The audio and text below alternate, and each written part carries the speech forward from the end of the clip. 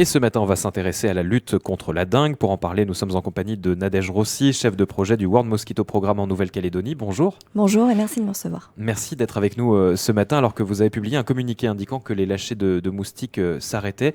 Est-ce que ça veut dire que les épidémies de dengue sont définitivement derrière nous ?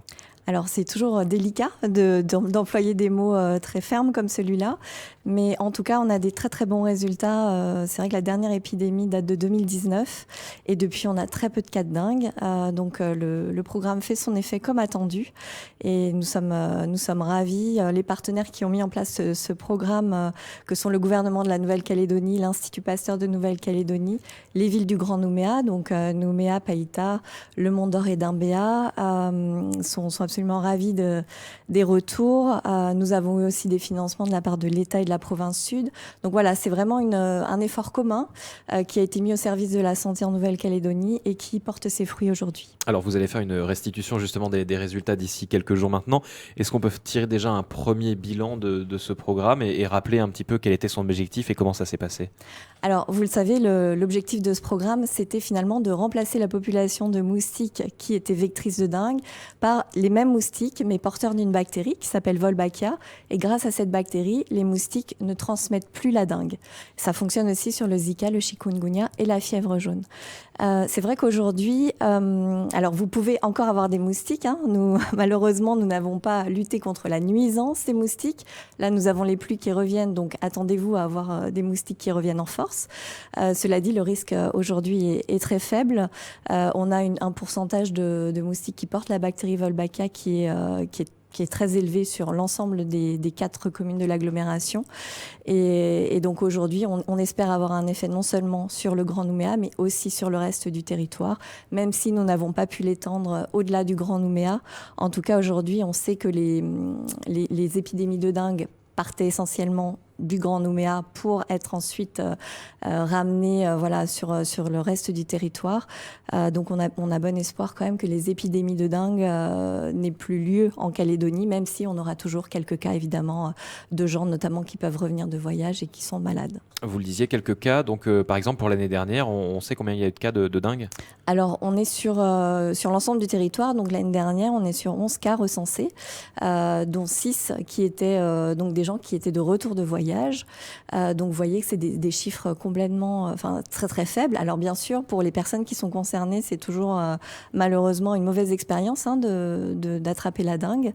Mais en tout cas, on est sur des chiffres beaucoup plus faibles que ce qu'on a pu avoir par exemple lors de la dernière épidémie. On avait recensé 4000 cas de dengue. Et malheureusement des décès. Alors pas la dernière, mais on a eu des décès précédemment, oui, tout à fait. Et donc c'est vrai que c'est une maladie qu'il fallait combattre et la priorité c'était d'attaquer par Nouméa, j'ai envie de dire, en premier. Ensuite il y a eu le Mont-d'Or et Dimbéa, puis Païta. C'est ça. Ça vient de se terminer sur Païta ? Alors sur Païta, on a terminé les lâchers en avril. Bon, les événements ont fait qu'on n'a pas pu communiquer là-dessus, mais en tout cas ça s'est terminé donc dans les temps impartis. Et nous avons aujourd'hui de très bons résultats aussi sur Païta, donc on pourra développer lors de cette restitution auprès des institutions et des parties prenantes le 25 février prochain. Alors, est-ce qu'il faudrait tout de même des lâchers sur les communes de l'intérieur ? On peut penser par exemple à la zone VKP où il y a quand même un urbanisme certes plus modéré qu'à Nouméa, mais tout de même. Alors c'était une option envisagée. C'est vrai qu'on a été... alors c'était déjà délicat avant les exactions puisqu'on avait déjà des problèmes budgétaires. C'est vrai que les exactions n'ont pas aidé forcément à développer ça sur ces communes. Mais en tout cas... alors, c'est quelque chose qui peut s'envisager a posteriori, mais on espère vraiment que ce ne sera pas nécessaire du fait déjà de la forte protection dont bénéficie donc le Grand Nouméa et par extension le territoire, puisque le Grand Nouméa c'est 65% à peu près de la population. Donc là, le programme prend une nouvelle tournure, ça va être du suivi maintenant ? Tout à fait. Donc il y a quand même un suivi annuel qui va se faire. Donc une fois par an, les communes vont se mobiliser, ainsi que les partenaires du programme, pour pouvoir déposer des pièges donc chez les volontaires que je remercie parce que sans eux, effectivement, on ne pourrait pas continuer ce suivi. Donc c'est des volontaires qui accueillent des pièges à moustiques à domicile. Les pièges vont rester 2 semaines, donc nous allons récupérer des moustiques et ces moustiques vont être analysés pour voir s'ils sont oui ou non porteurs de la bactérie Wolbachia, ce qui nous permet de déterminer le pourcentage de moustiques porteurs de la bactérie. En toute logique, si on a une majorité de moustiques Wolbachia, il ne peut pas y avoir de retour en arrière et ils vont continuer à être de plus en plus nombreux dans la population. C'est ça. Sur des zones où le pourcentage est très fort, bien sûr, le maintien se fait. On a le cas en Australie où le programme a été mis en place en 2011 et les taux sont restés très très hauts jusque-là. Donc c'est vraiment un programme durable et c'est d'ailleurs la raison qui faisait qu'elle était intéressante pour la Nouvelle-Calédonie. Ce programme était intéressant pour la Nouvelle-Calédonie. On le disait, donc il peut y avoir encore des foyers de dingue sporadiques dans certaines communes. On sait aussi qu'on peut importer la maladie. Il y a un risque d'importation de nouveaux types de moustiques aussi ?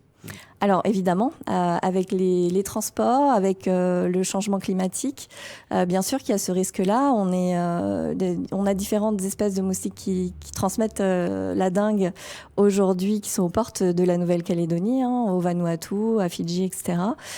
Donc c'est pour ça aussi qu'il y a une surveillance qui est faite de la part de la DAS aux points d'entrée internationaux de façon à limiter ce risque-là. Mais oui, bien sûr, on garde une vigilance là-dessus parce qu'effectivement, ce risque est présent et le sera de plus en plus avec les mouvements de population et le changement climatique. Il y a tout de même des protocoles assez stricts qui sont mis en place, notamment dans le transport aérien. C'est nécessaire encore de le maintenir ? C'est plus que jamais nécessaire, tout à fait. Et l'autre point d'entrée, ça peut être le port. Là, il y a peut-être plus de difficultés à contrôler cette zone-là ? Non, cette zone est aussi contrôlée. Donc, pareil, ce sont des pièges à moustiques qui sont mis régulièrement et les moustiques sont analysés pour voir quelles espèces sont présentes. Et puis, chaque point d'entrée, donc les ports, les aéroports, mettent aussi en place des moyens pour lutter efficacement contre ce risque d'entrée. Il faut aussi que chacun soit responsable puisqu'on peut faire rentrer des œufs de moustiques avec des plantes, par exemple. Quand on nous demande de nettoyer la terre sous les chaussures quand on revient de voyage, ce n'est pas inutile non plus. Ça évite des entrées de moustiques ou d'autres choses. Donc c'est important que chacun soit aussi responsable à son niveau. Est-ce qu'on peut dire que la Nouvelle-Calédonie fait figure d'exemple en France avec ce programme ? On sait que par exemple en métropole, ils commencent à s'inquiéter aussi de la dengue. Est-ce qu'on est aujourd'hui devenu un exemple pour le développement de ce programme ? Alors je l'espère, parce que vraiment, ça donne des très bons résultats. Après, donc, il faut se rappeler que ce programme, il est efficace quand on a le vecteur Aedes aegypti. Donc, c'est une espèce particulière. Ça ne fonctionne pas sur toutes les espèces de moustiques qui sont vectrices de dengue, malheureusement.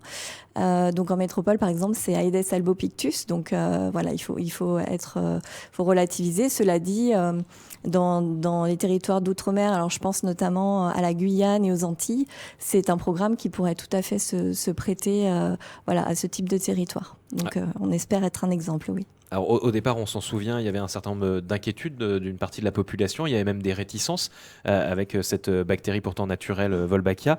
Est-ce qu'aujourd'hui, vous avez le sentiment que la population a totalement adhéré au programme et a compris finalement ce que c'était ?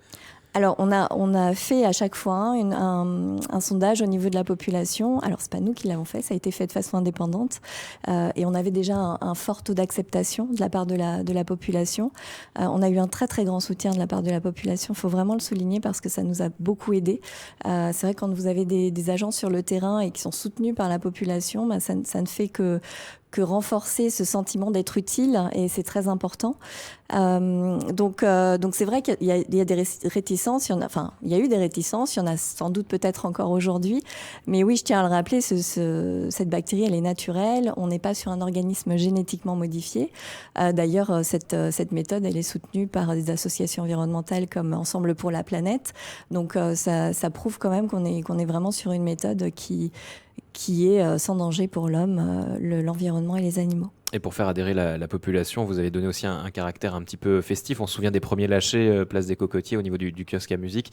C'était important aussi d'associer la population et de donner cette image-là du programme.